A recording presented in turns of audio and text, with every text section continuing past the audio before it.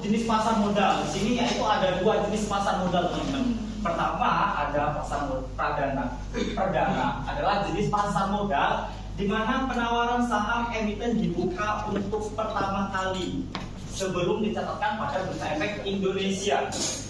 Yang kedua yaitu ada pasar sekunder.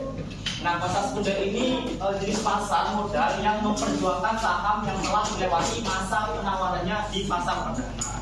Jadi untuk pasar perdana ini ibaratnya dengan si emiten perusahaan itu di pasar modal akan mengalami 3 hal ini, teman-teman.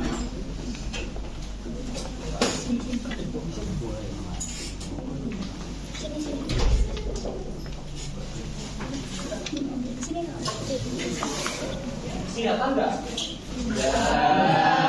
Kelihatan ya? Terus tulisannya jelek ya. Nah, jadi nanti emiten perusahaan itu di pasar modal bakal mengalami 3 hal ini. Pertama di pasar perdana. Di pasar perdana ini mereka IPO. Ada yang tahu dulu singkatannya apa? IPO. IPO. Apa? IPO merupakan singkatan dari inisial public offering atau penawaran umum saham perdana. Nah, betul sekali. Ya. Ya, IPO yaitu pertama kali perusahaan itu ngebuka sahamnya. Jadi saya ini perusahaan baru, aku butuh dana dong, aku mau gabunglah sama pasar modal, daftar habis itu dia buka harga pertamanya. Nah, itu disebut IPO. Jadi harga awal perusahaan itu buka harganya, jual sahamnya di pasar modal, itu namanya IPO. Jadi emiten itu nggak syukur-syukur ujuk-ujuk daftar pasar modal jadi anggota, enggak ya teman-teman ya. Jadi nanti perusahaan-perusahaan nih yang mau daftar ke pasar modal itu harus beberapa mulai syarat gitu, yang mulai dari asetnya gimana, terus valuasinya. Terus yang kedua ada relisting. Relisting ini ibaratnya pasar sekunder. Pasar sekunder itu kalau ini teman-teman lihat biasanya trading itu di aplikasi-aplikasi, nah itu masuk pasar sekunder. Jadi setelah ada pihak penawaran pada pasar perdana itu nantinya ada namanya pasar sekunder. Ini disebut relisting. Ketika transaksi sudah masuk IPO dan masuk ke pasar sekunder itu namanya relisting. Jadi kita akan mengenal itu. Terus yang ketiga ada delisting. Delisting itu ibaratnya ketika sebuah perusahaan dalam pasar modal itu udah nggak bisa ngurus sahamnya gitu ibaratnya. Delisting itu ibaratnya kayak dari pihak atasan itu kayak, oh ini perusahaan ini kok dilihat makin sahamnya kok makin menurun gitu, kayak sahamnya kok nggak ada yang mau beli gitu. Itu kan biasanya kan seperti ini akan diawasi sama kita. Nah, ketika melakukan itu perusahaan akan di-delisting, dikeluarkan dari anggota pasar modal. Anggotaan pasar modal seperti itu. Next. Terus selanjutnya struktur pasar modal. Nah ini kayaknya yang terbaru ya teman-teman setelah beberapa revisi undang-undang ya. Jadi kemarin saya lihat itu ada struktur pasar modalnya sendiri itu pertama ada Menteri Keuangan, di bawahnya ada Bapepam. Bapepam itu OJK sih, Bapepam itu OJK. Tapi dulu tuh nama OJK itu dulu namanya Bapepam. Ketika gabung sama Bank Indonesia. Karena sekarang udah dilepas dari Bank Indonesia, sekarang jadi OJK, Otoritas Jasa Keuangan. Kenapa lepas? Karena kan biar oke aja. Jadi Bank Indonesia ngurus ini, OJK berjalan dulu sebagai pengawasan. Jadi namanya OJK, dulu Bapepam. Ini kayaknya versi yang terbaru yang saya dapatkan ini. Pertama ada OJK. OJK itu ibaratnya orang yang ngawasin pasar modal. Jadi ini kira-kira pasar modal ini juga yang menerbitkan peraturan pasar modal. Ibaratnya ini pasar modal sudah sesuai nggak sama peraturan yang saya buat. Ada kewajiban para investor itu mendapatkan hak-haknya enggak? Kalau enggak itu bakal diawasi sama OJK. Terus ada Bursa Efek Indonesia. Nah, Bursa Efek Indonesia BEI itu ibaratnya lapak teman-teman. Tempatnya kita bertemu para pihak yang membutuhkan modal dan juga pihak yang berjuang modal itu berada di BEI Bursa Efek Indonesia. Selanjutnya ada lembaga penjaminan clearing penjaminan efek Indonesia KPI. Nah untuk KPI itu pihak yang memberikan jasa clearing dan juga ada lembaga penyimpanan dan penyelesaian kustodian, itu juga pihak yang menyelesaikan transaksi dari bursa efek. Jika ada transaksi, dua pihak ini bakal menyelesaikan transaksinya. Dan di bawah ini BTW ini BI, KPI, KSEI ini merupakan 3 serangkai yang bisa dilepas gitu ya. Makanya tuh ada biasanya di logo-logonya tuh di kayak ada biasanya di itu logo itu. Nah, ini ada biasanya tuh dia mereka ada KPI, KSEI itu kayak ibaratnya 3 serangkai. Jadi nanti lembaga penjaminan ini ibaratnya kayak dia menyediakan jasa clearing, terus pencatatannya itu dilakukan oleh KSEI. KSEI ini sebagai pihak yang mencatatkan. Setelah kalian beli saham, terus habis itu setelah beli saham, pencatatannya itu akan dilakukan oleh KSEI dan ditampilkan kepada sistem KSEI. Dan di bawahnya itu efek, lembaga penunjang, profesi penunjang, pemodal itu adalah lembaga-lembaga penunjang mereka. Kayak ini penjamin emisi, transaksi ini setting sendiri ya, oleh konten juga. Ada manajer investasi itu yang penting juga saat kalian pemilihan reksadana kalian butuh manajer investasi. Terus juga ada biro administrasi efek, bank kustodian, terus wali amanah, terus juga ada pemodal itu ada domestik asing, terus profesi penunjang itu ada akuntan, notaris, penilai, hukum. Jadi penting juga sih teman-teman kayak akuntan, penyelesaian laporan keuangan, terus ada emiten, perusahaan pabrik, reksadana. Untuk pemodal domestik asing itu juga ada next. Nah di sini ada BI ibaratnya mall. Siapa yang pernah ke mall? Semua jelas. Ke mall kan? Kalau yang suka belanja gitu ya kan. Nah jadi BI yang tadinya saya bilang BI itu lapaknya ini tempat bertemunya orang-orang pihak yang kebutuhan modal dan pihak yang kemudian modal itu di BI. Nah BI ibaratnya mall teman-teman. Jadi toko kan di mall tuh ada kayak toko-toko tuh ya kan, ada yang beli ini. Nah itu ibaratnya anggota bursa, perusahaan sekuritas. Kalau kalian beli saham itu nggak ujuk-ujuk kalian, aku mau saham perusahaan Indofood dong, aku mau ke perusahaan Indofood langsung ujuk Pak beli saham, nggak gitu ya teman-teman. Jadi harus melalui perusahaan sekuritas terlebih dahulu. Nah perusahaan sekuritas itu penting ya, sebenarnya karena di sana dia mempertemukan para perusahaan dan juga investornya. Perusahaan sekuritas itu seperti apa sih gitu, kayak MNC itu, terus kayak BRI, BRI Sekuritas, BNI Sekuritas gitu teman-teman. Jadi dia yang kayak jembatannya para pemburu investor atau enggak emiten. Terus enggak barang yang dijual itu adalah emiten. Nah jadi barang yang dijual ini produknya emiten. Jadi emiten itu perusahaan teman-teman yang membutuhkan modal, itu disebut dengan emiten dalam pasar modal. Dan juga emiten itu banyak ya sektornya ya. Di pasar modal tuh banyak sektornya, kayak terdiri beberapa sektor kayak sektor keuangan itu kayak BNI, BRI, BCA itu sektor keuangan. Terus ada lagi nih sektor pertambangan, terus ada lagi nih sektor perkebunan seperti itu. Terus ada lagi sektor pertambangan, sektor lain-lain, banyak sih ini sektornya. Nah itu nanti kalian ketika beli saham itu membandingkan emiten itu dengan satu sektor. Jangan kalian ke sektor konsumen nih, perusahaan pengelola makanan pokok kayak itu kalian bandingkan dengan perusahaan tambang gitu, itu nggak relevan. Jadi ketika beli saham dan ingin membandingkan ini, aku mau beli saham nih, emiten mana sih yang bagus? Ya karena bandingkan dengan satu sektor dengan beda sektor. Banyak sektornya sih. Terus selanjutnya ada pembeli, yaitu beli ibaratnya investor. Kita ini, saya lihat ini teman-teman kayak calon investor sukses. Amin. Amin ya Pak. Yang beli investor ibaratnya kayak kita ini. Aku punya uang nih 10 juta gitu. Enggak pakai nih uang gitu. Mau beli saham lah. Itu baik kalian sebut investor. Next. Nah selanjutnya ada pasar modal konvensional dan pasar modal syariah. Sini aku jelasin. Kemarin ada yang nanya sih soalnya pas tanya ke SPM gitu. Kak perbedaannya pasar modal itu haram nggak sih Kak gitu? Kan ini kan nggak pasti, kan goror. Waduh gitu. Nah di sini di pasar modal itu ada dua jenis teman-teman. Ada pasar modal konvensional, ada pasar modal syariah. Buat pasar modal profesional itu pihak yang melakukan penawaran umum tidak tergantung pada status halal. Secara umum terdapat perbedaan signifikan antara pasar modal syariah dan konvensional. Pada modal syariah didasarkan pada prinsip-prinsip syariah melarang riba, spekulasi dan kegiatan merugikan pada masyarakat.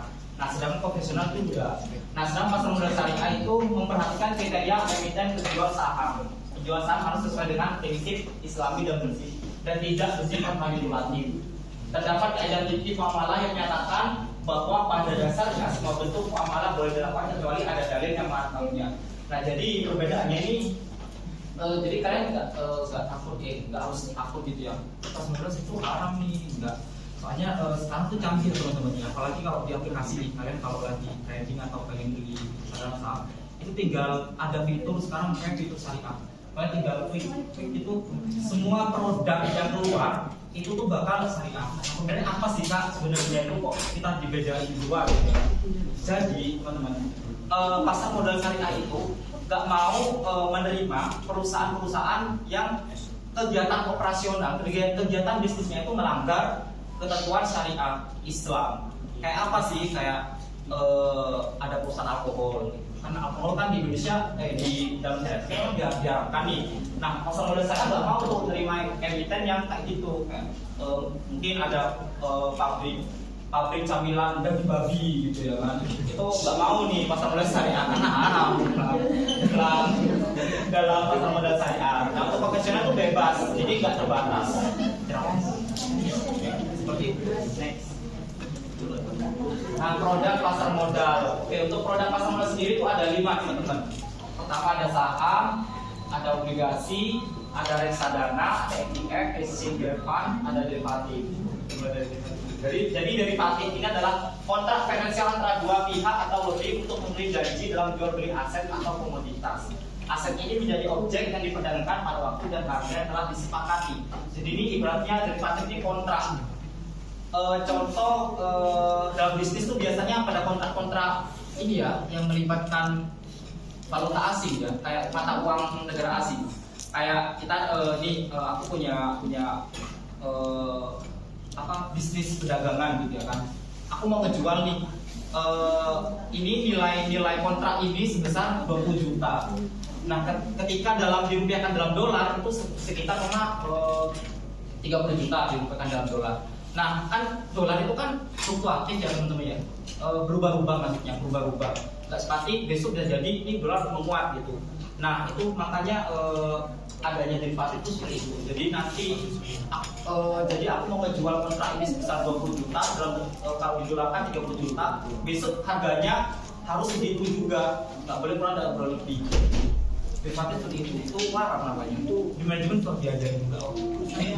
Terus ada ETF, exchange fund. ETF ini pada dasarnya adalah reksadana yang diperdagangkan seperti saham-saham gitu.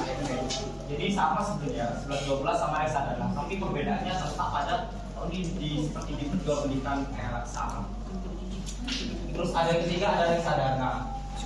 Reksadana ini merupakan produk investasi di mana dana investor akan dikelola oleh manajer investasi. Nah, tadi ada penunjang ini ya di situ pasar modal itu ada manajer investasi.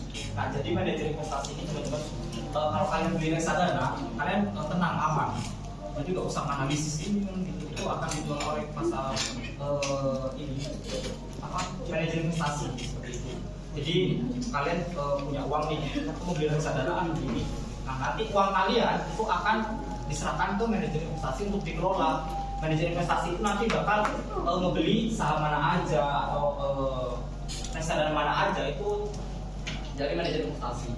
Terus yang kedua, yang selanjutnya ada obligasi. Obligasi ini merupakan isi janji pihak yang menerbitkan untuk membayar imbalan berupa bunga kepada pembeli obligasi sesuai jangka waktu yang telah ditentukan.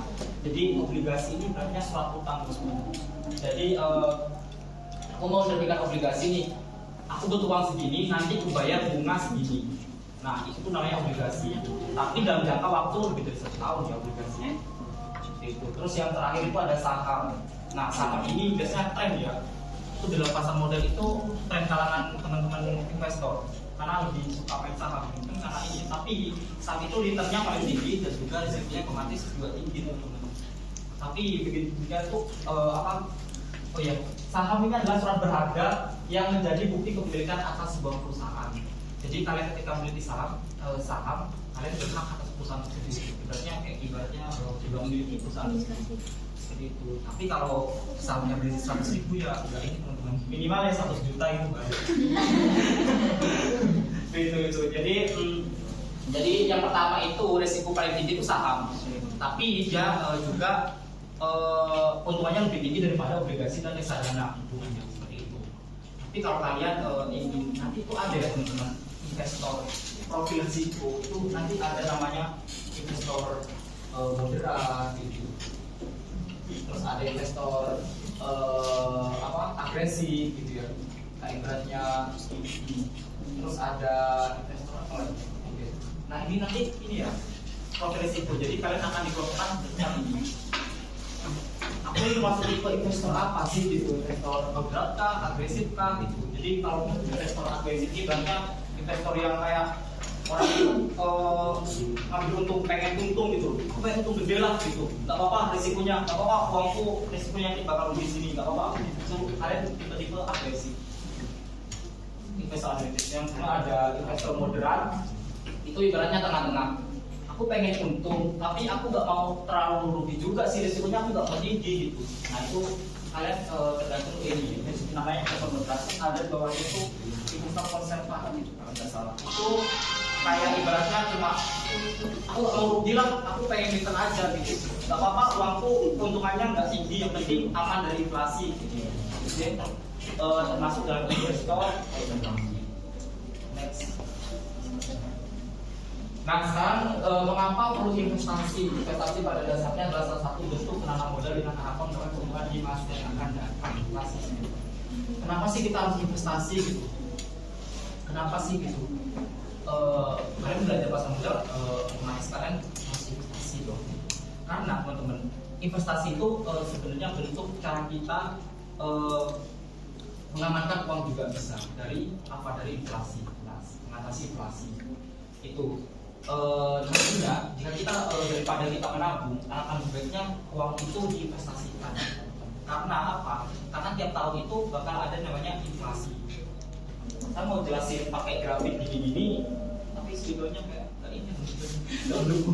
Jadi itu begini, kalau kalian nih punya uang 10 juta, aku tabung nih. Sedangkan jika inflasinya 10%, otomatis sudah berkurang kan setiap tahun 10% itu. Ini 10% tinggi ya inflasi ini ibaratnya aja sih. Terus sedangkan jika kalian ditabungkan belum lagi ada biaya admin, belum lagi potong inflasi tadi. Terus barang yang kalian inginkan, kalian pengen sepeda motor. Nah, mungkin dong sepeda motor itu harganya atau enggak tanah. Mungkin harga barang yang kalian inginkan tuh tetap segitu harganya. Mengalami kenaikan tahun ke tahun itu akan tetap naik itu harganya. Nah, itu udah rugi kok teman-teman. Bahkan itu bisa jadi kayak kalau dibuat tabung itu nggak cukup gitu. Uang yang tadinya 10 juta buat beli ini malah kurang nanti. Punya uang 10 juta, 5 tahun kemudian saya pengen beli motor. 5 tahun kemudian nggak mungkin ada motor. Jadi berkurang. Nah, untuk cara mengatasinya yaitu dengan berinvestasi. Nah, nantinya investasi ini kenapa sih bisa mengangkat dari inflasi gitu ya? Karena dari investasi itu ada yang namanya bunga. Jadi itu return kalian ketika kalian dapatkan minimal kalian tuh kalau berinvestasi itu harus di atas inflasi juga. Terus yang kedua ada penambahan penghasilan. Jelas ya teman-teman ya. Kenapa? Karena ketika kalian main di pasar modal itu kalian bakal mendapatkan bunga. Nah, bunga itu akan kalian dapatkan dari sedangkan uang kalian nggak segitu. Kalian investasi dengan bunga 10%. Itu kalian 10%. Nah tapi kalian kalau ingin berinvestasi, kak saya ingin keuntungan saya 10 juta gitu, atau enggak saya ingin keuntungan saya minimal UMR Surabaya lah kak 4.500.000 gitu. Tapi kalian investasi 100.000 di saham, ya nggak bisa gitu. Jadi minimal tuh harus semakin besar uang kalian diinvestasikan, maka keuntungan kalian akan juga bertambah. Terus itu ada membantu mencapai tujuan finansial. Oh jelas teman-teman. Jadi kalian nih ibaratnya kalau ingin aku pengen beli sepeda motor gitu. Nah itu tuh dengan berinvestasi uang kalian aman dari inflasi dan juga nanti hal yang kalian harapkan bisa tercapai, makanya bisa membantu mencapai tujuan finansial. Selanjutnya ada menjaga kesehatan mental. Ada menjaga kesehatan mental juga ya di sini ya. Ya karena apa? Karena kalian berhubungan dengan uang kan. Ini apa ya? Cari uang tuh sulit gitu ya kan? Iya sampai rusak mental, mau bilang saya nggak. Jadi dengan menjaga kesehatan mental maksudnya di sini itu ketika uang kalian diinvestasikan, otomatis uang kalian itu bakal aman gitu. Selama kalian benar-benar investasi dengan pada emiten yang benar. Terus selanjutnya itu ada modal yang disesuaikan. Nah modal disesuaikan ini berhubungan dengan ini teman-teman ya, apa ini investasi ini. Jadi juga ada tuh dalam konsep money management ya, itu kayak ibaratnya segitiga gini. Itu nanti. Nah, kalian kalau ingin berinvestasi itu dalam manajemen itu ada beberapa hal yang harus kalian ini. Pertama, kalian harus penuhi kebutuhan kalian dulu, seperti makan, minum. Ya masa kalian mau berinvestasi, nggak apa-apa, aku nggak makan, penting aku investasi deh. Meninggal kalian gitu ya kan. Jadi harus penuhi dulu kebutuhan kalian, itu dasar. Penuhi dulu, habis itu di atasnya ada dana darurat seperti itu. Dana darurat itu ibaratnya kalau ada terjadi apa-apa kan nggak mungkin kayak kecuali kalian punya.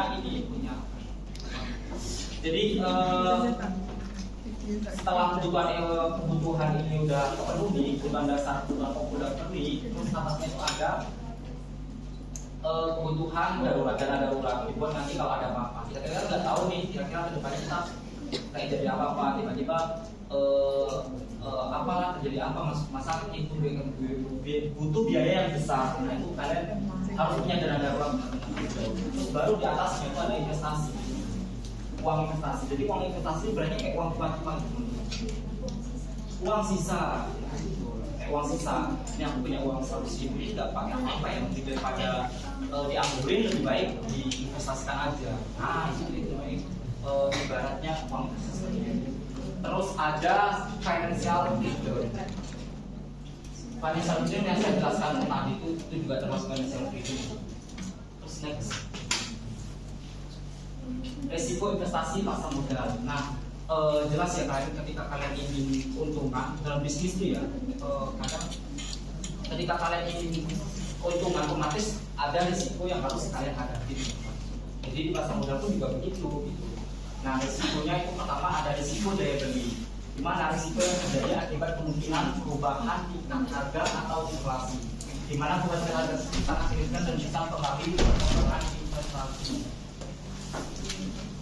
Terus yang kedua itu ada risiko bisnis, risiko akibat turunnya kemampuan satu perusahaan dan perolehan hasil sehingga berakibat pada berkurangnya kemampuan perusahaan dan membayar dividen dan bunga dan lainnya berikutnya. Jadi ibaratnya tadi ya ini dari sini. Jadi ketika perusahaan itu udah nggak bisa dia terbit di pasar modal, yang betul modal, dia menjual saham di pasar modal. Tapi ketika perusahaan tersebut tidak bisa ngasih return keuntungan, siapa investor yang mau membeli saham? Itu kan kayak udah dulu kita taruh dana dari situ, makanya perusahaan itu harus benar-benar ini ya bisa bagus mengolah manajemen perusahaannya seperti itu. Dan juga nanti lupa bahwasanya untuk emiten yang di pasar modal itu ini ya harus go public. Go public itu apa sih kak gitu ya? Terbuka apa kak? Bahwa juga akunnya buka. Jadi go public itu sebenarnya kayak dia tuh harus menyediakan semua informasi terkait tentang keuangannya, terkait tentang informasi perusahaannya, gitu. Bukan makanya tuh dalam perusahaan emiten biasanya tuh ada embel-embel TDK ya biasanya di belakangnya. Jadi begini. GBK gitu, BK Indofood, GBK, BK ini, GBK itu otomatis sudah tergabung dalam pasar modal dan kalian bisa membeli sahamnya gitu. Terbuka, itu bukan bebas masuk perusahaannya, itu bukan terbuka, maksudnya kalian bisa melihat laporan keuangannya, melihat informasi perusahaannya, padahal laporan keuangan itu bersifat privacy kan sebenarnya. Nah juga kalian juga bisa membeli sahamnya. Terus ada risiko pasar. Risiko pasar jika mengalami bullish, tentunya harga saham akan mengalami kenaikan. Akan tetapi jika mengalami bearish, maka harganya akan turun. Bullish ini ibaratnya ini teman-teman, artinya tren menguatnya harga saham. Jadi kalian kalau nanti lihat di trading itu ya, di aplikasi-aplikasi saham itu kan ada kayak grafik, gitu. Grafik, gitu. Kayak ada yang atas, bawah, kan.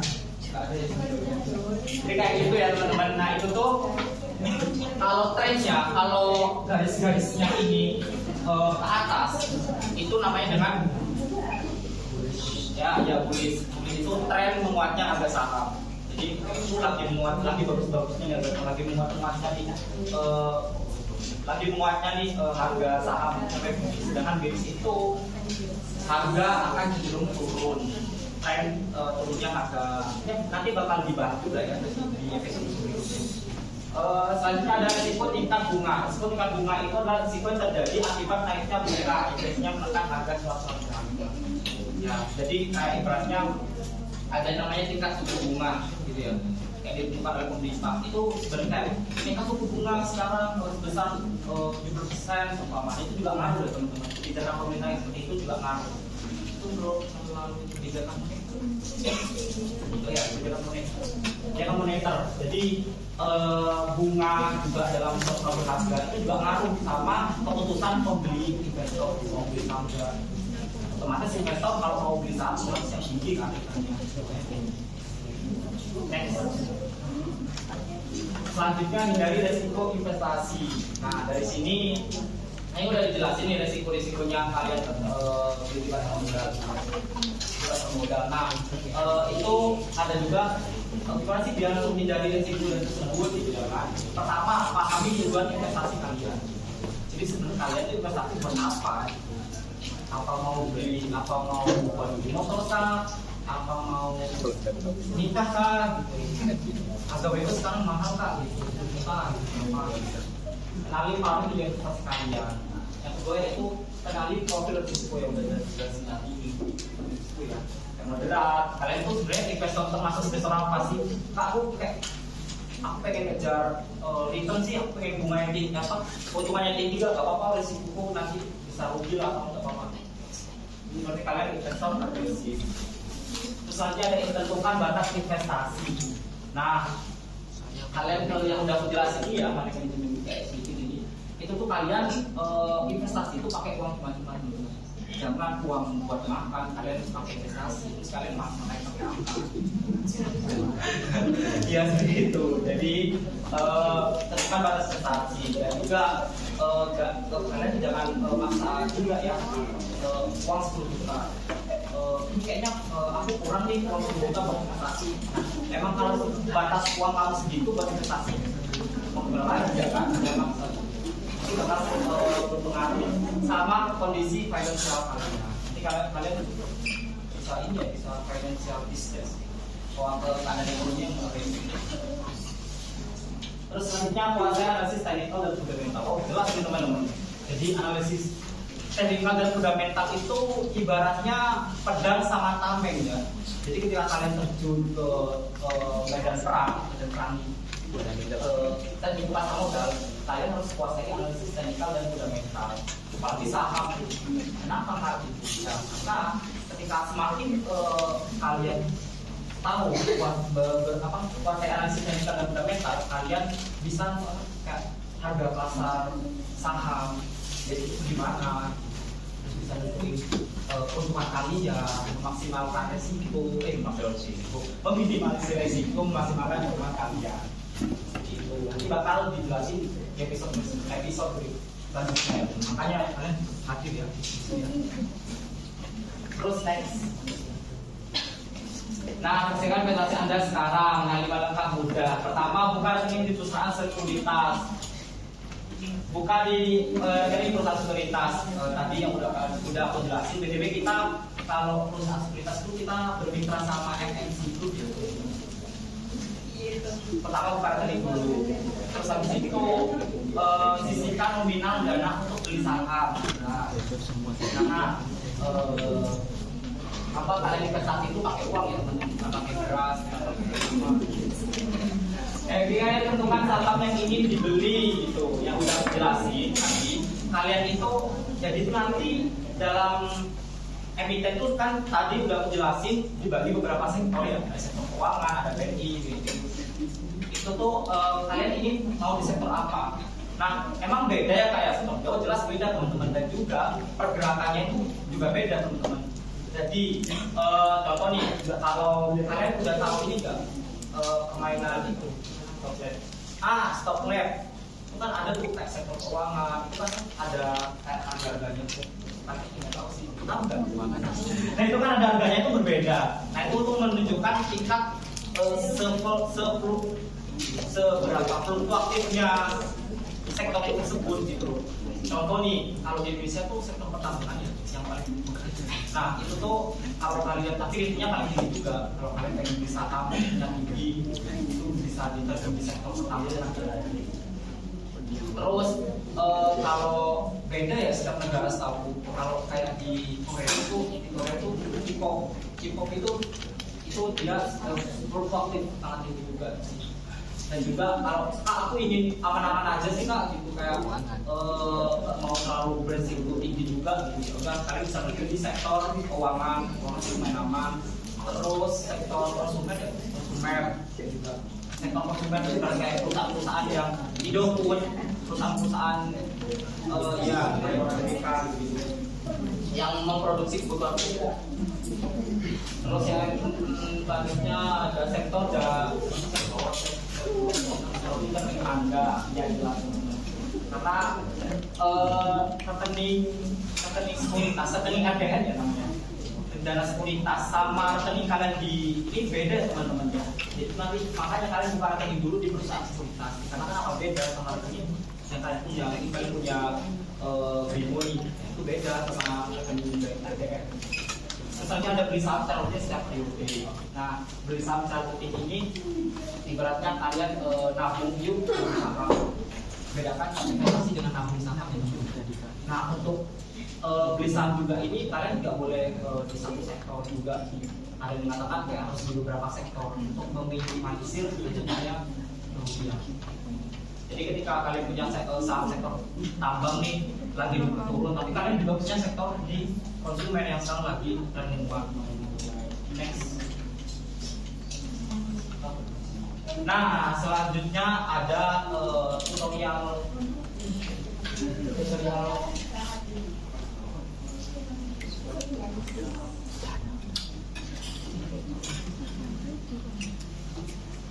Gimana sih kak, kan harus jelasin buka rekening akun, gimana sih caranya buka rekening akun gitu kan. Sebenarnya kalian bisa ini ya, bisa lihat di YouTube ya, tapi ini juga ini karena kita di SPP ini bermitra sama MNC Group Sekuritas, jadi di sini aku masih tutorial buat buka rekening di MNC. Pertama, ini aplikasinya bisa dilihat aplikasi. Membuka akun MNC Sekuritas dilakukan dengan membuka akun motion melalui aplikasi. Di situ download aplikasi terlebih dahulu. Nah, di Google Play, iOS, dan iPhone. Di situ buka aplikasi Motion Track pada homepage. Kemudian klik menu Open Account pada bagian bawah. Di situ sebelum memulai mengisi data silakan masukkan KTP, NPWP, jika ada, kalau nggak ada nggak apa-apa sih. Halaman depan untuk tabungan pribadi, kemudian klik data. Saat pengisian email, nomor masukkan mengisi dengan email dan nomor yang masih aktif bisa digunakan. Dan kode OTP nanti akan dapat kode. Kayaknya udah tahu sih kalau gini-gini. Apalagi yang sering dijual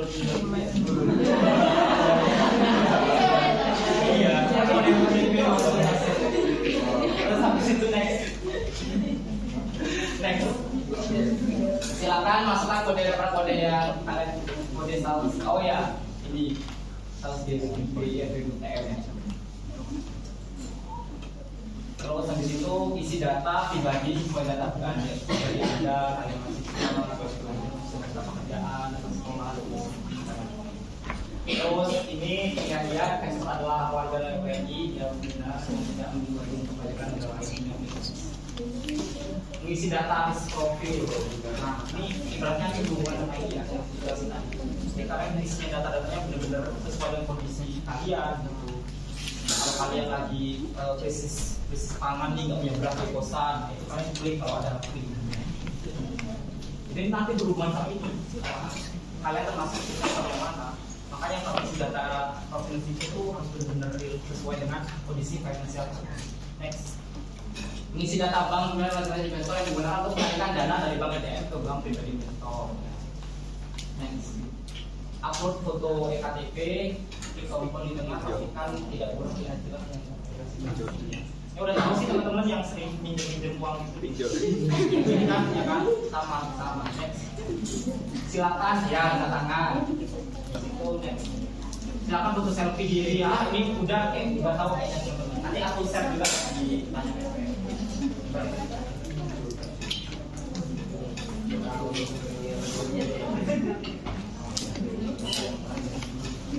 ini kayaknya nanti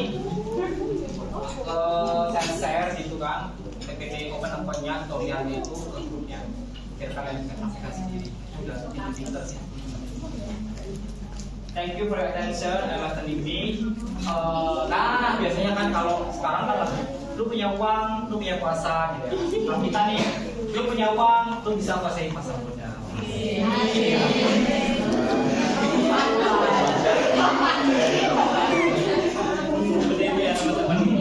Oke, cukup sekian presentasi dari saya gitu ya kan. Ya, soalnya saksi materi sih soalnya juga bukan dosen dan saya jelasin sesuai dengan pengetahuan saya dan juga habis ini bakal ada sesi diskusi ya teman-teman. Nanti kita diskusi bareng, diskusi tanya jawab. Terima kasih. Saya kembalikan. Baik, terima kasih atas sampaikan banyak. Nih, bagi teman-teman, menurut kalian materi yang disampaikan kakak tadi positif nggak? Positif nggak?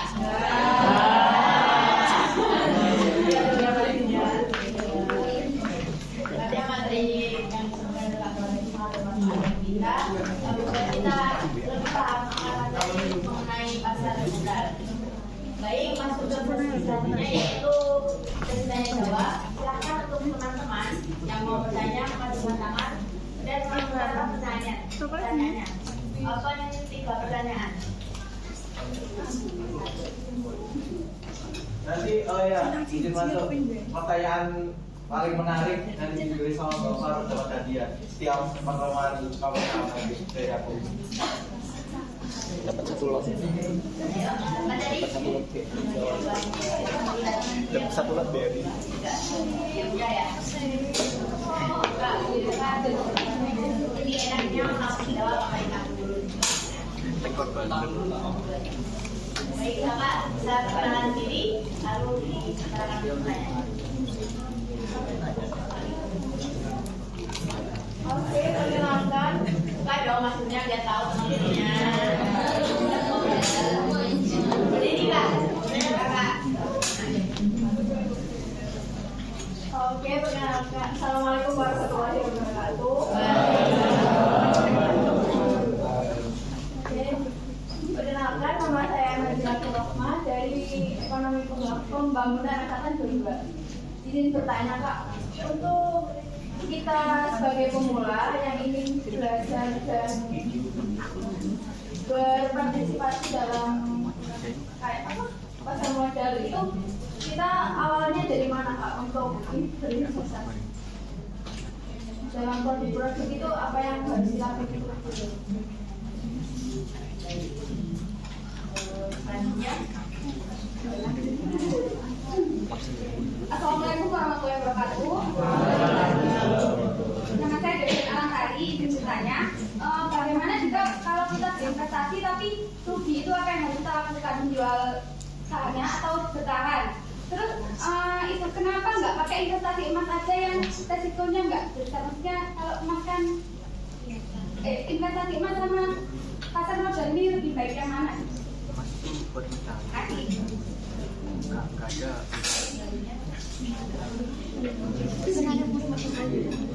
Assalamualaikum warahmatullahi wabarakatuh. Karena saya juga dari Kori Manajemen Angkatan 22. Izin bertanya Kak, bagaimana kan setiap investasi itu pasti ada yang namanya risiko. Terus bagaimana cara menghilangkan risiko dalam investasi?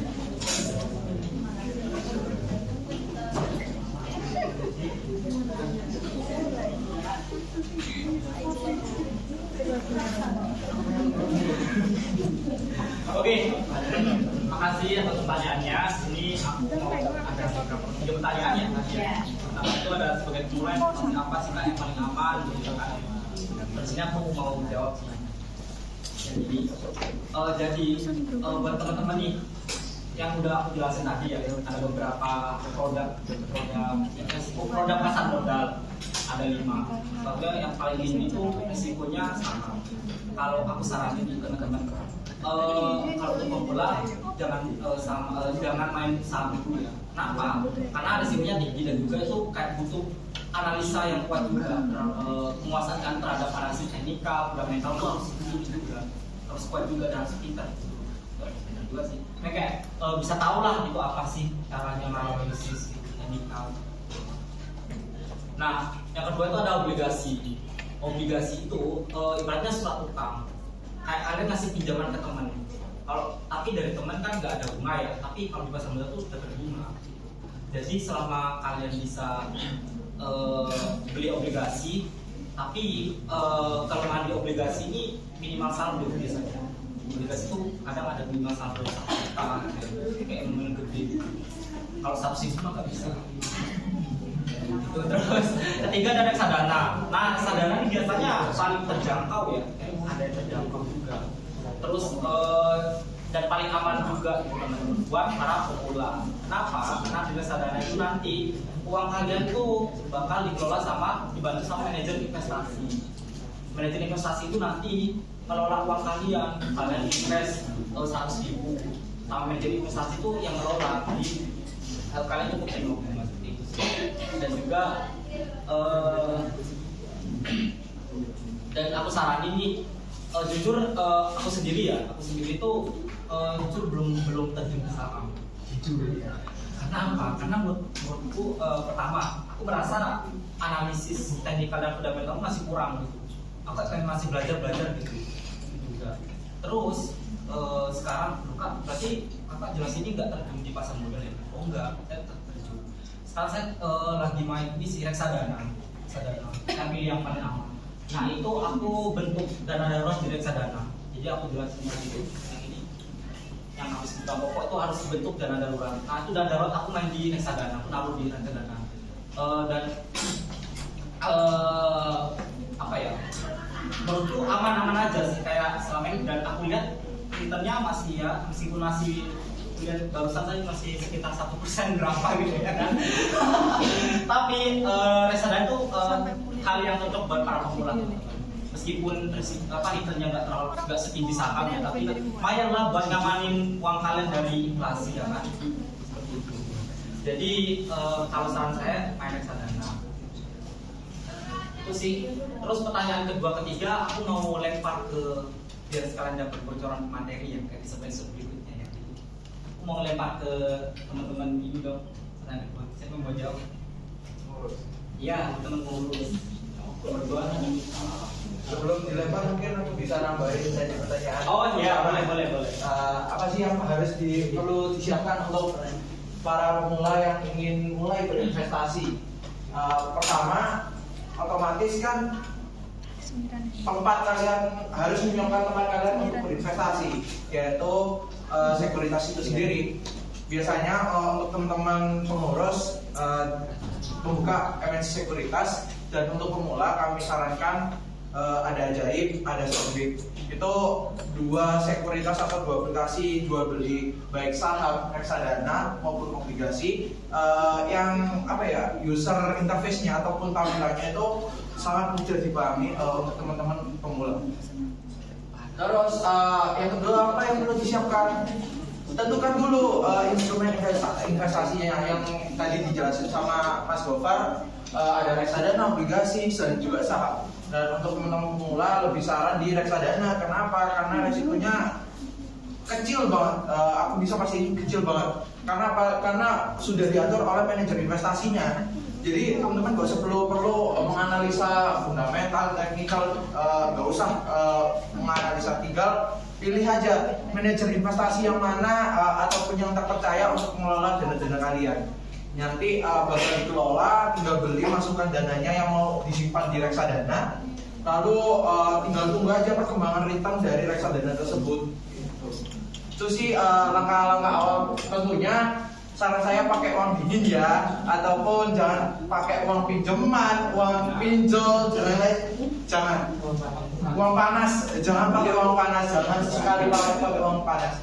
Jadi aku lebih saranin kalau teman-teman yang uang sakunya banyak di sini, mungkin ada yang 1 juta per bulan, nah itu bisa menyisihkan uang saku kalian, dan daripada kalian buat nyeblak setiap hari, lebih baik taruh di reksadana dan lebih berkembang setiap minggunya. Itu aja sih. Mungkin pertanyaan kedua ataupun ketiga bisa dilempar di teman-teman. Pertanyaan kedua, Tadi Mbak Dewi ya, mengatasi resiko saat berinvestasi, terus perbandingan investasi di saham dengan investasi di emas.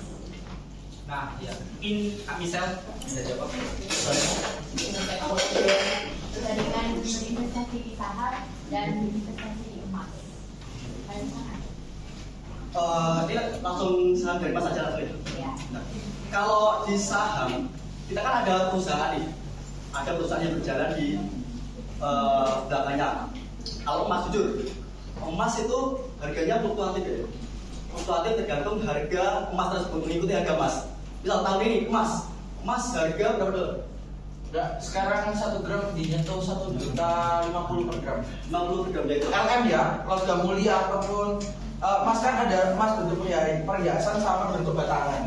Nah, untuk instrumen investasi biasanya itu yang batangan. Kalau yang perhiasan itu ya bisa sih untuk investasi, tapi untuk kalangan emak-emak biasanya untuk meja gitu karena jauh gitu.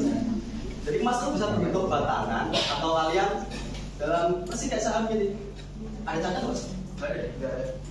Kalau emas itu profil resikonya agak kecil, tapi bisa jadi fix naik. Coba lihat aja kalau ada grafiknya, emas dalam 10 tahun masih naik terus. Nah, kalau saham sendiri ya fluktuatifnya lebih tinggi, bisa naik, bisa turun. Naik tahun ini bisa 30%, tahun berikutnya bisa minus 50% maybe. Nah, terus apa nih? Mengatasi resiko. Mengatasi resiko. Kalau mengatasi resiko tergantung profil masing-masing. Misal gini, sebelum investasi kenali dulu industrinya. Misal saham, obligasi, reksadana, P2P, ya bukan itulah. Kenapa harus kenali? Karena ini uang kamu sendiri. Uang yang udah dikumpulin susah-susah, kerja, dan awas lagi kalau nggak kenal. Bisa jadi kalau saham ya, itu bisa jadi kalau tahu bisa analisa fundamental atau teknikal, itu bisa jadi nggak high risk high return, tapi low risk high return, tergantung seberapa pintar dalam analisa di saham gitu. Atau kalau lebih high risk lagi, crypto bisa. Ada apa ini? Gitu sih. Nah, kalau untuk pemula ya stabil lah, reksadana sama obligasi. P2P juga bisa, P2P ya sama surat utang. Jatuh. Itu Kak, misal ya, kan saham kan bisa naik turun. Yes. Terus kalau turun itu apa yang harus kita lakukan? Jual lagi atau bertahan? Atau saja.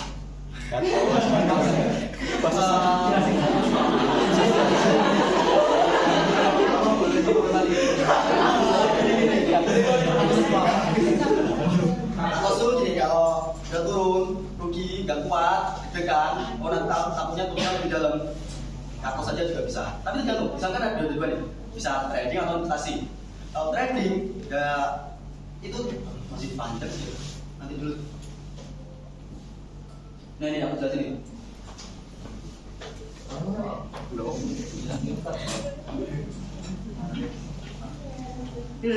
Trading dulu ya. Oke, bisa dari tadi. Kalian beli Telkom di harga 4.330. Bisa. Kalian beli 4.30 terus ke bawah terus harganya. Tidak sesuai analisa kalian.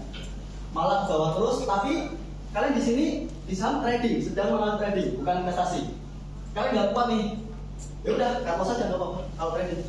Kalau investasi beda lagi. Lihat dulu laporan keuangan, lihat dulu perusahaannya gimana, masih make money atau belum. Kalau masih make money, labanya masih naik terus, masih trend per tahun, ya udah, keep aja nggak apa-apa. Tergantung jangka waktunya. Jadi jangka waktunya ada short term, middle, sama long term. Gitu. Nanti jelasin di episode ini. Menambahkan ya untuk yang profil resiko bagaimana sih untuk meminimalisir kalau menghilangkan resiko sendiri, semua instrumen investasi tidak bisa untuk menghilangkan resiko. Karena apa? Semua instrumen investasi ada profil resikonya masing-masing. Meskipun reksadana yang sudah dijelaskan oleh Kak Gofar tadi termasuk aman, tentunya masih ada resiko yang melekat di dalamnya. Begitu juga dengan emas maupun saham. Tergantung profil resiko teman-teman. Jadi kalau misal saham itu turun dan menurut teman-teman itu ya udahlah daripada aku rugi lebih dalam ataupun lebih jauh lagi, ya udah aku rugi di sekian aja. Atau enggak ada namanya average down, nanti bisa dijelasin ya.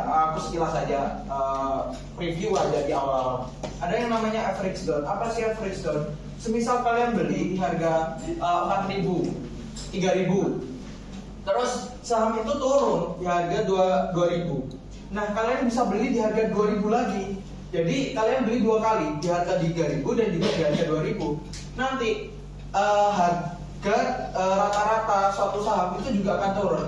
Karena kalian beli dua kali di 3.000 dan 2.000 dibagi hasilnya rata-rata kalian beli di harga 2.500.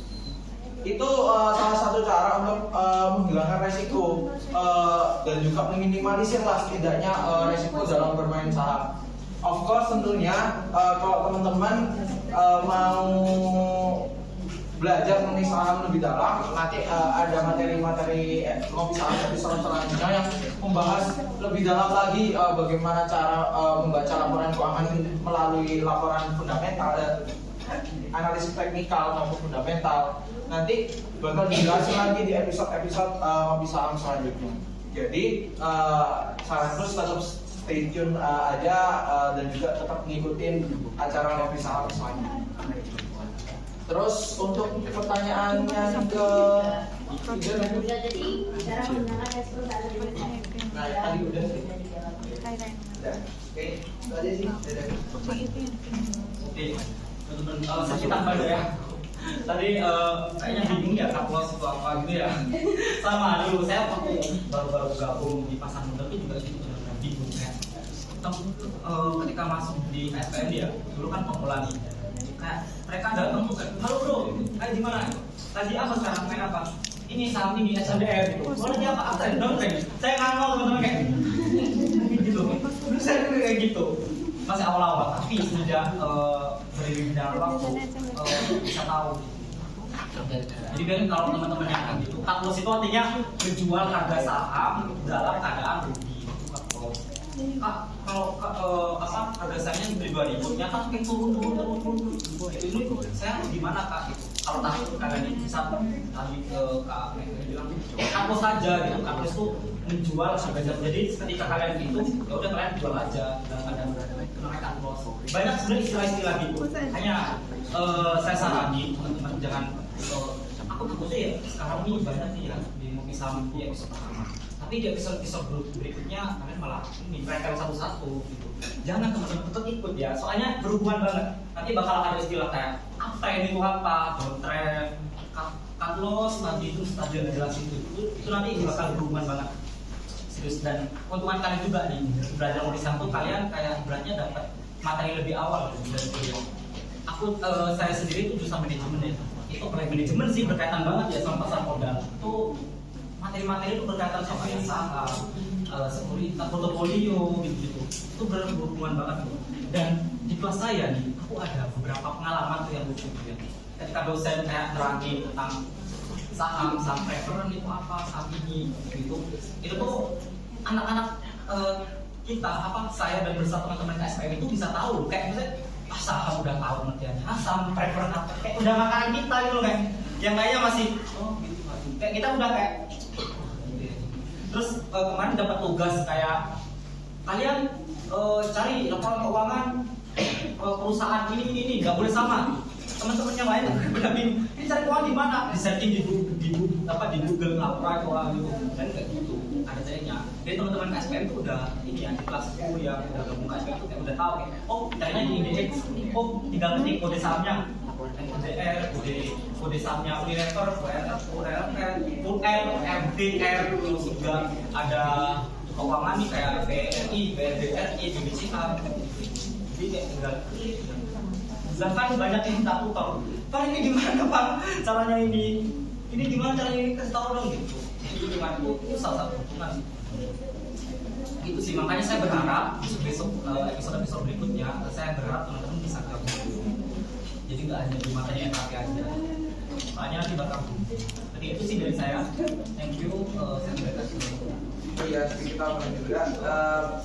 Ada tambahan benefit kalian ikut kopi saham itu adalah sertifikat. Gunanya apa sih sertifikat?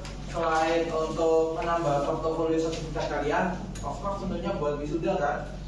Di waktu sebelum wisuda nanti akan ditanyain sertifikat apa aja sih yang teman-teman ikut ataupun dalam perlombaan maupun acara ya.